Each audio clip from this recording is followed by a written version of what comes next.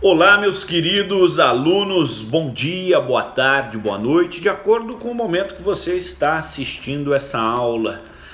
Bom, a Universidade de Taubaté está para definir a questão das provas de vocês, vamos ver agora, né, na próxima semana, aí adentrando a partir do dia 11 de maio, se permanece, enfim, ainda aí essa questão de afastamento, de isolamento social, e estamos aí na nossa 7ª semana da quarentena, enfim, dando continuidade aí ao conteúdo programático das nossas disciplinas do curso de Direito. Dentro dessa 7ª semana, os prazos processuais se iniciaram aí na segunda-feira, dia 4 de maio de 2020, então você aí, querido aluno que faz estágio, operador do direito, aí, enfim, os prazos processuais estão de volta. Agora, então, aí o judiciário já tem esse movimento, a questão do home office ainda presente, porque os processos, em sua grande maioria, todos aí digitais. Graças a Deus o Brasil não teve ainda aquele pico do coronavírus, enfim, estamos passando aí da melhor forma por essa pandemia, por essa calamidade pública gerada aí por essa doença originária da China. Não tivemos picos como na Espanha, na Itália, atualmente nos Estados Unidos e México também. O governo mexicano fechou todos os seus órgãos e comércios, enfim, com decreto presidencial até o dia 1º de agosto, enfim, então nessa linha aí de Ásia, Europa, América do Norte, descendo a América Central, aí chegando o México e o Brasil na América do Sul, estamos ainda aí passando muito bem por essa questão do coronavírus. Bom, as atividades pouco a pouco vão retornando, os prazos processuais já retornaram, então a atividade jurídica já vem aí em massa, e logo as atividades acadêmicas, logo estaremos aí todos unidos novamente, enfim, nas aulas presenciais. Mas creio que esse semestre já estamos aí no mês de maio, enfim, tem mês de maio e junho de aula, ainda 2 meses, não sei, tudo vai depender aí dos nossos governantes, atrelado com a questão de saúde e evolução, acerca da possibilidade aí de retorno das atividades acadêmicas. Bom, nessa 7ª semana, então, evoluindo aí o conteúdo programático, estamos aí bem avançados, enfim, com a disciplina. Volto a dizer, as aulas são realizadas no programa via Vídeo Brasil, aí elas são compactadas, ajeitado a parte de áudio, ajeitado a parte de imagem, para levar ao aluno, né, uma melhor, enfim, imagem e som. Depois é alimentado no meu canal do YouTube, André Augustinho, onde então essa aula gera um link, e esse link é alimentado aí no portal EVA, onde você acessa na sua sala do aluno, atrelado a cada disciplina, enfim, então tem lá pequenas salas de acordo com cada disciplina. A nossa disciplina tem o plano de ensino, tem a ementa, tem todo o conteúdo programático, e aí vem o deslinde de cada aula definido, seguindo o conteúdo programático, ponto a ponto. Então, cada aula aqui que temos nessa via telepresencial, que a tecnologia nos possibilita, então, manter o semestre do aluno, manter essa proximidade, essa troca do professor com o aluno, e aí a opção, enfim, votado em todas as turmas aí do direito da Unital, foi essas aulas no YouTube, alimentadas no EVA, para o aluno assisti-las aí, enfim, dentro da sua melhor conveniência. Legal? Com isso, então, nessa 7ª semana, vamos adentrar aí o novo tópico do conteúdo programático, lembrando que já estamos aí na reta final do semestre, né? Enfim, aí mais um mês, e depois entraríamos no mês seguinte, de junho, já em semana de prova, enfim, o fechamento.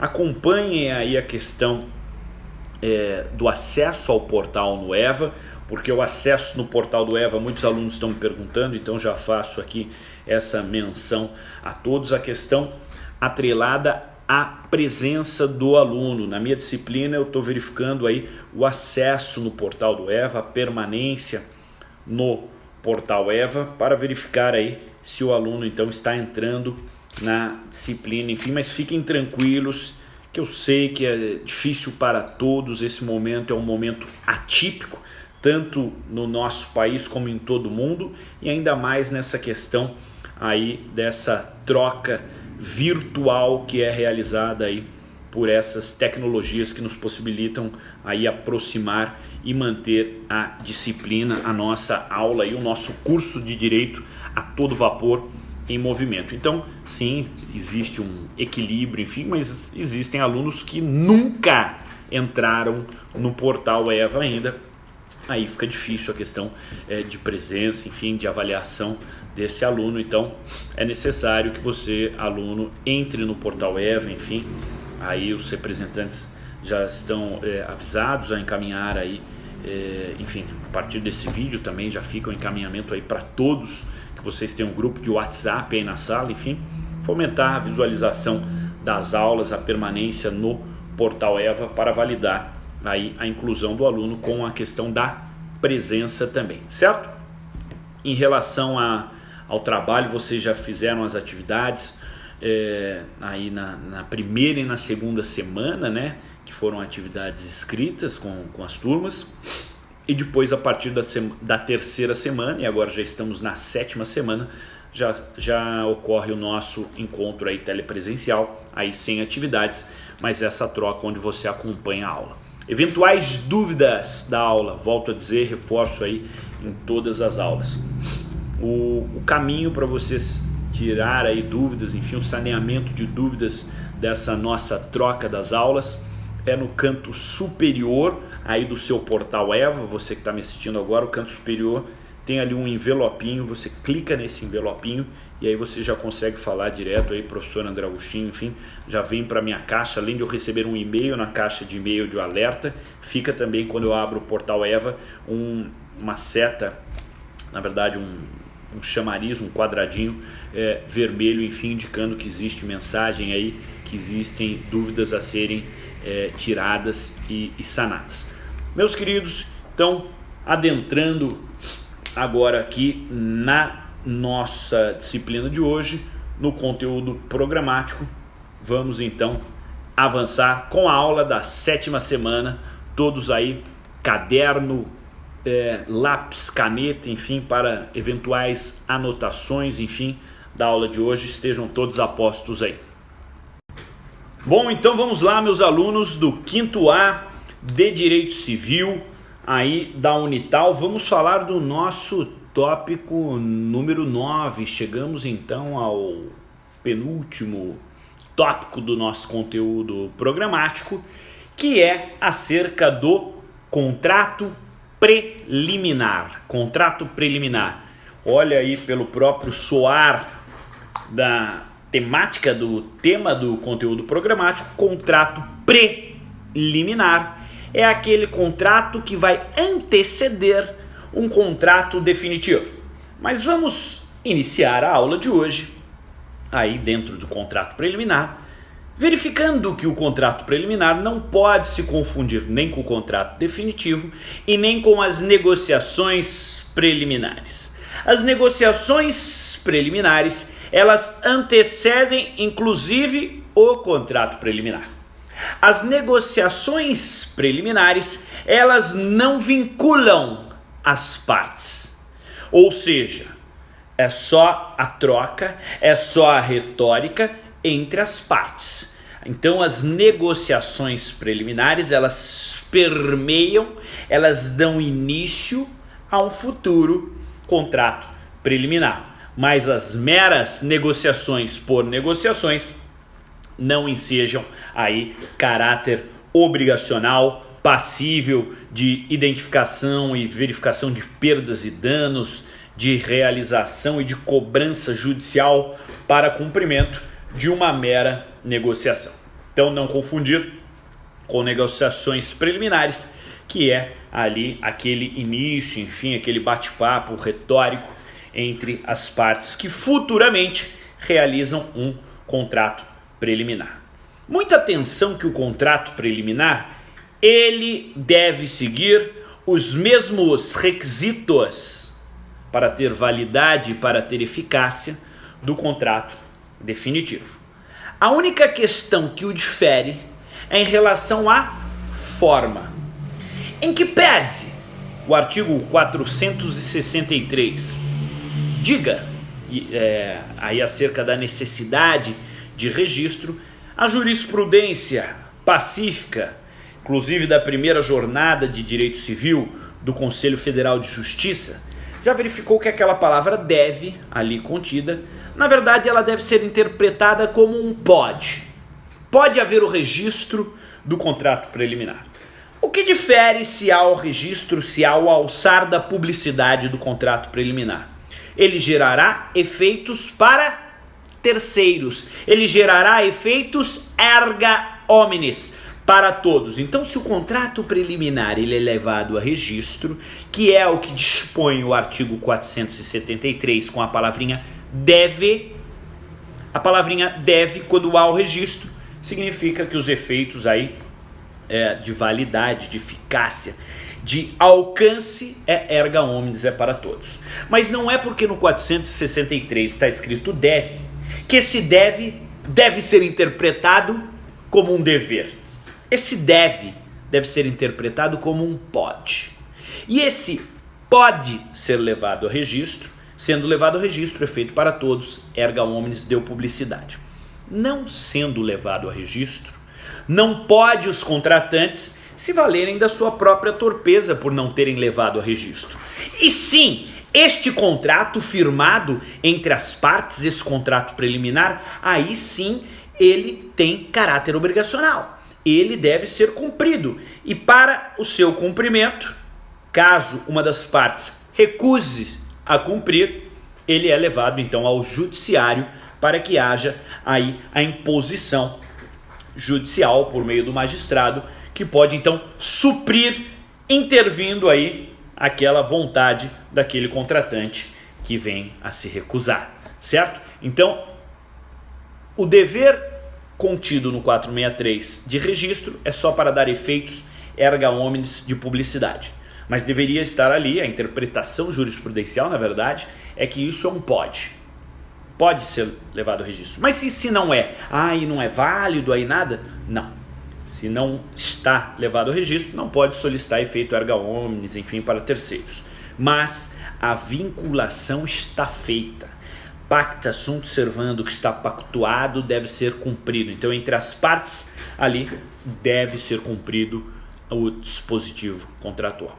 Bom, o que é a máxima do contrato preliminar e qual a sua finalidade? A finalidade do contrato preliminar é aí fazer um enlace, é segurar as partes que ainda não podem realizar um contrato definitivo, seja por ausência financeira, seja por faltar algum documento que viabilize o contrato definitivo. O contrato preliminar ele busca vincular as partes, dar segurança jurídica entre as partes de que será realizado um contrato definitivo futuramente. Ou seja, a finalidade do contrato preliminar é vincular partes e deixar essas partes vinculadas para que adiante, quando então preenchido aí o que faltava, crie-se o contrato definitivo. Só que é certo que quando do momento futuro, quando da criação do contrato definitivo, uma das partes pode se aparecer de forma recalcitrante, enfim, e dizer não quero mais cumprir o contrato. Sinto muito, feito aí o contrato preliminar, ele deve ser cumprido sob pena do magistrado, por meio de intervenção judicial, daquele credor dentro do contrato preliminar, então, daquele que está sofrendo os efeitos dentro do contrato preliminar, por uma recusa da outra parte, ele pode solicitar a intervenção do judiciário. Então, a finalidade do contrato preliminar é gerar aí a realização de um contrato definitivo. Dentro do conceito do contrato preliminar, para aquele aluno que gosta de anotar, enfim, você pode colocar o seguinte, que o contrato preliminar é aquele contrato firmado entre as partes, onde ambos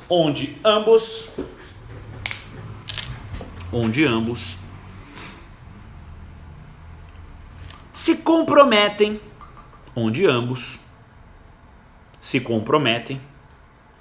a mais tarde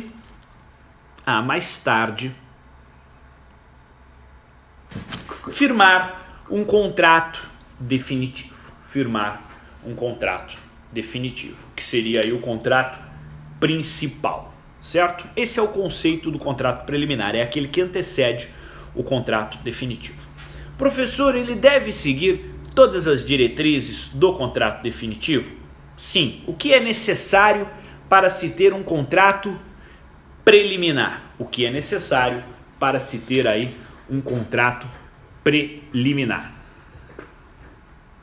Tomem nota do que é necessário. Capacidade das partes. Então, os requisitos necessários do contrato preliminar são os mesmos que do contrato definitivo, salvo um. Vamos lá. Primeiro, capacidade das partes é necessário. Objeto lícito e possível.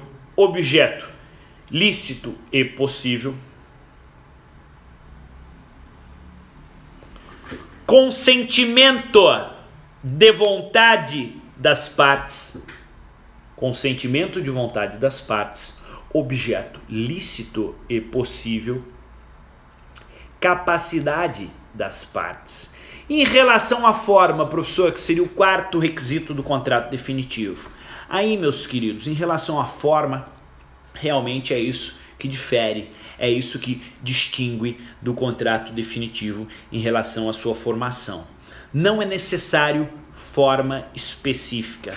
O legislador do Código Civil assim pontuou no artigo 462 do Código Civil, que é o primeiro artigo que disciplina sobre o contrato preliminar. Então, no Código Civil, aquele aluno que acompanha nesse momento a nossa aula telepresencial, seja com o vademecum virtual, seja com o vademecum físico, deve agora aí recorrer ao artigo 462 do Código Civil, onde então iniciamos com o dispositivo legal acerca aí da questão do contrato preliminar.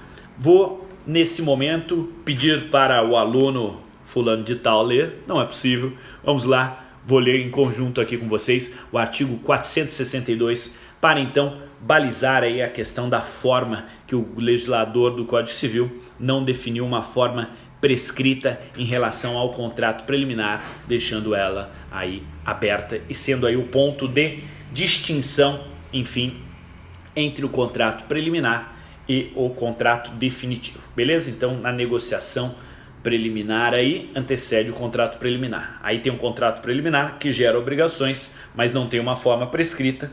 E a finalidade desse contrato preliminar, ao final, é ter um contrato definitivo. Acompanhem comigo a redação do artigo 462 do Código Civil, que assim prevê. O contrato preliminar, exceto quanto à sua forma, deve conter todos os requisitos essenciais ao contrato a ser celebrado. Então, professor, todo tipo de contrato pode ter um contrato preliminar? Sim, todo tipo de contrato definitivo pode ter um contrato preliminar que o antecede. Professor, qual é o mais comum? Contrato de compra e venda de bem imóvel. O contrato de compra e venda de bem imóvel é o que temos aí o exemplo mais palpável, mais comum dentro da constituição do contrato preliminar. Dentro da seara do direito imobiliário, essa conjectura do contrato preliminar é largamente utilizada por meio de contratos particulares de promessa de compra e venda. Professor, o contrato de promessa de compra e venda de bem imóvel é um contrato preliminar? Sim, o contrato de compra e venda de bem imóvel é um contrato preliminar. Beleza? Maravilha.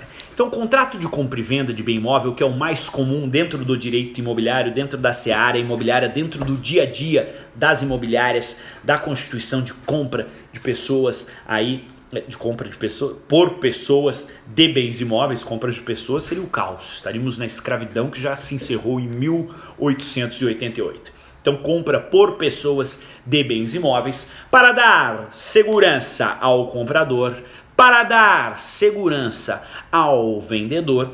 Eles antecedem por meio do contrato preliminar, denominado contrato de promessa de compra e venda de bem imóvel, para depois firmarem aí o contrato definitivo, gerar a escritura pública e depois ser levado ao registro.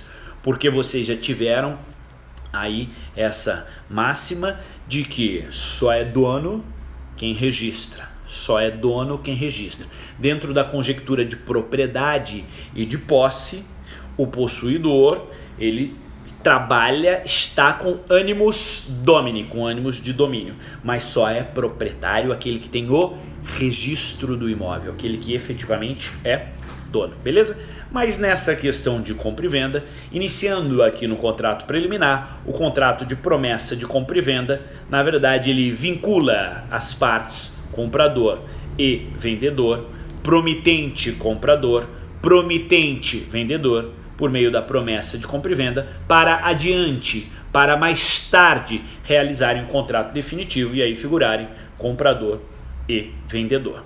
Regrinhas: capacidade das partes, requisitos, né? Capacidade das partes, objeto lícito e possível, livre manifestação de vontade das partes. Em relação à forma, não há forma prescrita em lei nos termos do artigo 462 do Código Civil.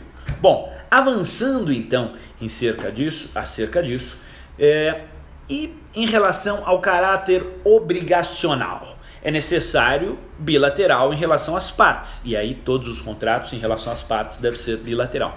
Mas em relação às respectivas obrigações, pode gerar no contrato preliminar obrigação só para uma das partes contratantes, certo? Então pode gerar aí o caráter obrigacional ser unilateral, ou seja, o contrato preliminar ele gera obrigações futuras apenas uma das partes, ou pode ter o caráter obrigacional bilateral, gerando então obrigação para ambas as partes dentro do contrato preliminar para a realização futura do contrato definitivo. Beleza? Vamos aqui à redação do artigo 463 do Código Civil, então, acerca dessa conclusão do contrato preliminar. Vamos lá, 463. Concluído o contrato preliminar, com observância do disposto no artigo antecedente, com disposição aí dos requisitos semelhantes ao do contrato definitivo, só em relação à forma que não, mas capacidade das partes, objeto lícito e possível e manifestação das vontades. Então, concluído o contrato preliminar, com observância do disposto no artigo antecedente, e desde que não conste cláusula de arrependimento, qualquer das partes terá o direito de exigir a celebração do contrato definitivo, assinando prazo a outra para que o efetive. 463, ele dá a determinação e a finalidade do contrato preliminar. Qual é a finalidade do contrato preliminar? Possibilitar que seja criado no futuro o contrato definitivo, desde que não haja aí cláusula de arrependimento. Mas olha aqui, ó, qualquer das partes terá o direito de exigir da outra parte a celebração do contrato definitivo. Então, é esse poder de exigibilidade das partes que firmaram um contrato preliminar poderem aí questionar, inclusive em juízo, a realização da sua finalidade, que é o contrato definitivo. Se uma das partes desiste, se uma das partes diz não vou cumprir, não vou assinar um contrato definitivo, pode aí então o magistrado ser levado isso ao poder judicial e aí o magistrado realiza esse saneamento e resolve, suprindo a assinatura, suprindo a conclusão daquele que não quis firmar o contrato definitivo. Só que o 463 ele é muito claro. Ele diz acerca da possibilidade aí da inclusão da cláusula de arrependimento. Meus queridos, é certo que se existe no contrato preliminar a possibilidade da cláusula de arrependimento, é certo que ela pode ser utilizada. É uma cláusula contida dentro do contrato preliminar, a cláusula de arrependimento, que pode dar a uma das partes contratantes, deixa aberto a possibilidade de desistir, de se arrepender de firmar o contrato definitivo, que é a finalidade futura mais adiante do contrato preliminar.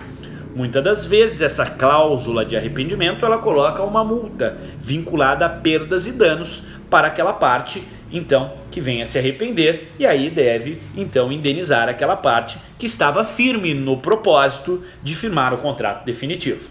Beleza? Olha aqui o parágrafo único que no começo dessa nossa aula eu já havia falado acerca do deve e do pode. O parágrafo único do 463 assim disciplina: o contrato preliminar deverá ser levado ao registro competente.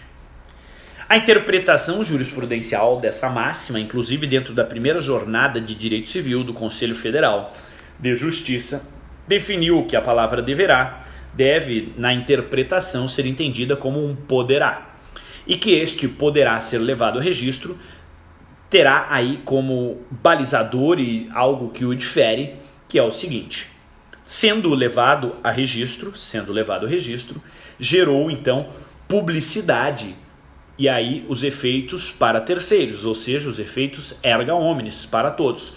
Contudo, se não é levado a registro, por isso a questão do deverá aí mitigado com a interpretação do poderá, se não é levado a registro, os efeitos sim são mantidos em relação à necessidade de cumprimento do caráter obrigacional entre as partes contratantes. Beleza?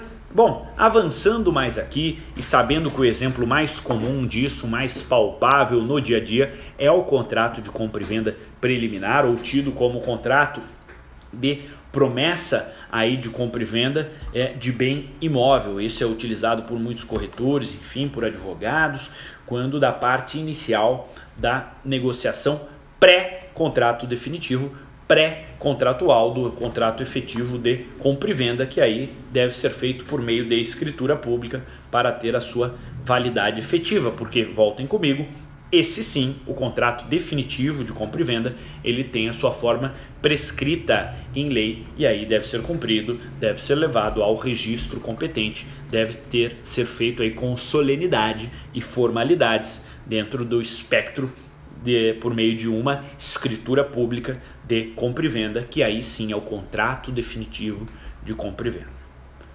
No contrato preliminar, então, que entendemos que é essa vinculação, vamos avançar agora ao artigo 464 do Código Civil, acerca então de esgotado o prazo para cumprimento. Vamos lá. Esgotado, 464 do Código Civil, esgotado o prazo, poderá o juiz, a pedido do interessado, suprir a vontade da parte inadimplente. Olha a figura do juiz realizando aí a possibilidade de suprir, de sanear, de resolver a questão da vontade daquela outra parte desinteressada, então, que não quer cumprir o contrato. Então, o interessado, credor nessa relação, pode solicitar ao juiz que seja suprido a vontade daquela parte inadimplente. Essa é a parte inicial do 464 do Código Civil, conferindo caráter definitivo ao contrato preliminar, salvo se isto se opuser à natureza da obrigação. Então pode o magistrado, levando em conta aquele credor, aquela parte interessada, leva a juízo o contrato preliminar, demonstrando que a outra parte, que agora está desinteressada, não quer cumprir o contrato, não quer fazer um contrato definitivo, com base, com espectro no contrato preliminar, ou seja, está inadimplente nas suas questões obrigacionais, porque sim, o contrato preliminar já gera obrigação entre as partes, solicita ao magistrado, o magistrado supre essa necessidade de vontade de criação do contrato definitivo e transforma o contrato preliminar em contrato definitivo, saneando aí então a problemática do contrato preliminar. Beleza? Bom, continuando aí dentro do contrato preliminar, é imperioso e importante avaliarmos o que disciplina o artigo 465. Vamos aí ao artigo 465 do Código Civil. Olha o que diz o artigo 465 do Código Civil. Se o estipulante não der execução ao contrato preliminar, poderá a outra parte considerá-lo desfeito e pedir perdas e danos. Caso gere o desinteresse em uma das partes em dar continuidade ao contrato preliminar, na criação ao contrato definitivo, e a outra parte, aquela parte interessada, verifique que, puxa, realmente não é muito bom, enfim, não vou dar seguimento à execução também desse contrato aí que foi desfeito pela outra parte. Para mim também não é mais interessante aquele objeto final. Mas sim, eu estava interessado. Se o outro não desistisse primeiro, poderia ser que eu desistisse, enfim, ou o objeto, a natureza não é mais possível, posso solicitar então perdas e danos. Então aquele interessado, aquele credor na relação, quando não e aí gera uma opção a ele, quando uma das partes desiste, a relação da outra parte pode solicitar ao juízo o cumprimento, ou não solicitando ao juízo o cumprimento, sendo desinteressante agora nesse momento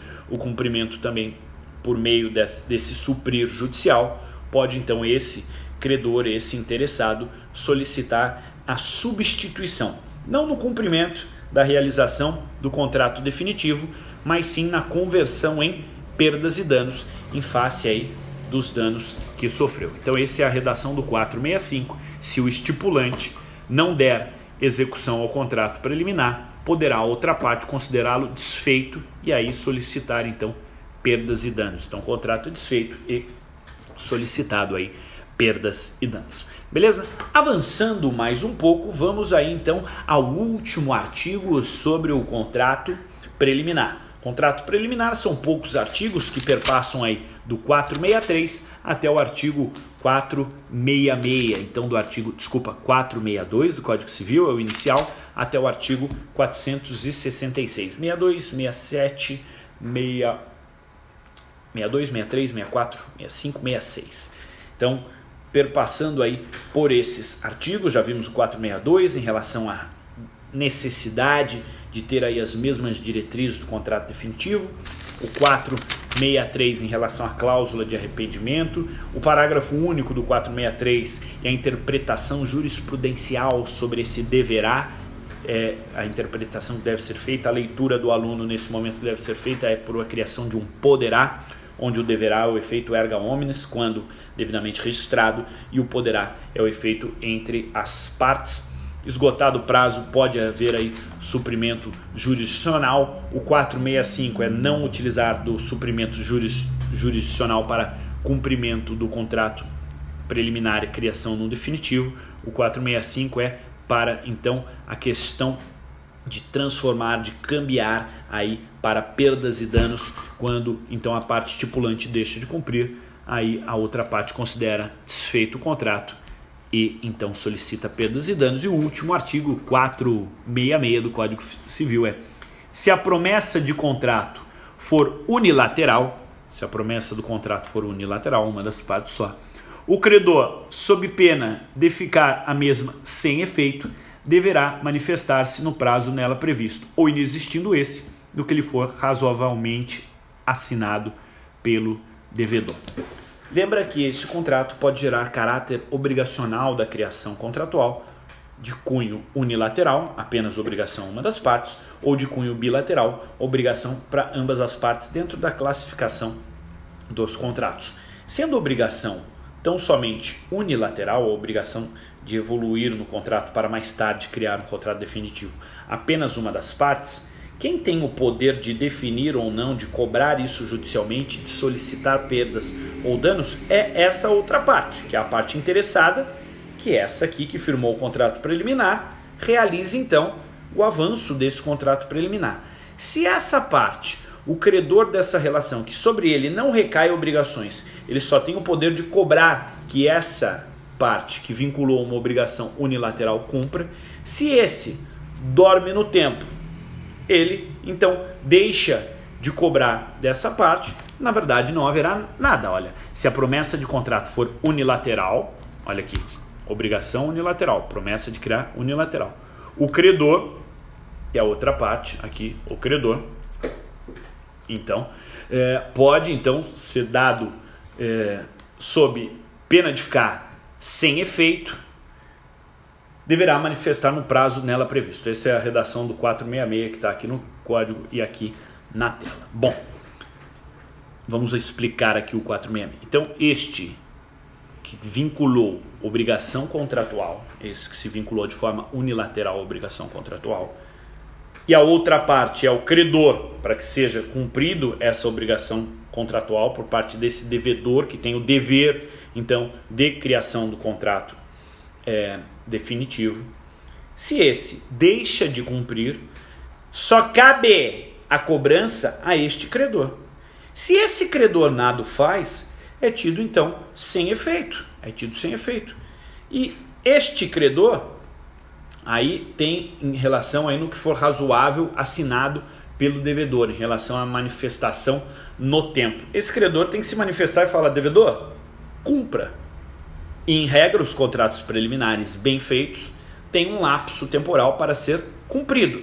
E se não cumprido pelo devedor, tem o tempo assinalado para que o credor, então, solicite que o devedor o faça, ou que esse credor solicite intervenção judicial para o juízo suprir essa necessidade de criação da finalidade do contrato definitivo, ou ainda o credor pode pedir a conversão em perdas e danos. O credor nada fazendo, não pode isso permanecer para sempre, ao infinito e além. Isso tem que ter aí um termo final, em face da segurança jurídica. E aí o termo final é o prazo assinalado para que esse credor cobre desse devedor dentro do contrato. Não havendo um prazo aí previsto no contrato, deverá manifestar-se no prazo nela previsto, na relação do contrato preliminar. Não havendo, inexistindo este prazo, no que lhe for razoavelmente assinado pelo devedor. Então, conforme tratativa do devedor, que deveria cumprir e não o fez, e aí o credor, dentro dos costumes ali, enfim, tem a definição razoável do prazo. Legal? Bom, com isso perpassamos aqui sobre contrato preliminar. Então, contrato preliminar aí bem delineado, bem definido de forma pontual, artigo a artigo do 462 ao 466 do Código Civil, vendo então a disciplina aí dentro do que compõe o que é apresentado pelo legislador do Código Civil. Vimos também atrelado a questão jurisprudencial do parágrafo único do 463, acerca então da imposição do deverá ser tido a interpretação na primeira jornada de direito civil do Conselho Federal de Justiça, enfim, para a interpretação do poderá. Vimos também a questão da necessidade de no contrato preliminar ser seguido as mesmas regras para que se tenha aí a validade, o aceite efetivo com a manifestação livre da vontade das partes. As partes devem ter capacidade civil, então partes capazes, e o objeto deve ser lícito e possível. Não é possível firmar um contrato preliminar de cunho impossível, e aí depois esse contrato preliminar nunca se tornará um contrato definitivo, visto que é impossível, e aí aquele credor, então, dentro dessa relação, a outra parte contratante fala: já que você não pode transformar esse contrato preliminar, visto que ele é impossível em um contrato definitivo, você deve me indenizar em perdas e danos em termos com 465 do Código Civil. Não. Então, o contrato preliminar, desde o seu nascedouro, deve seguir aí, então, a questão da forma prescrita em lei, não, da relação da necessidade do objeto ser lícito e objeto possível. A única diferença é não haver forma prescrita em lei em relação à sua necessidade aí de ser levado a um ato solene, enfim, a uma formalidade específica. Isso não é necessário, isso não recai aí sobre o contrato preliminar. Meus queridos, com isso encerramos aí o nosso tópico número 9 do contrato preliminar. Aquele aluno que tem uma eventual dúvida, enfim, pode solicitar aí no campo superior direito do seu portal EVA, da sua sala do aluno aqui no EVA da Unital, e realizar aí o seu questionamento, a sua dúvida, enfim, estou à disposição aqui para sanear eventuais dúvidas. Beleza? Maravilha, vamos avançar aí, prazos processuais retornaram, enfim, semana aí cheia, muitos estudos, saudades de todos vocês aí no nosso contato presencial da disciplina. Grande abraço a todos e, enfim, é isso. Grande abraço, maravilha. Tchau, tchau. Encerramos então a nossa aula da 7ª semana, conteúdo contrato preliminar. Grande abraço.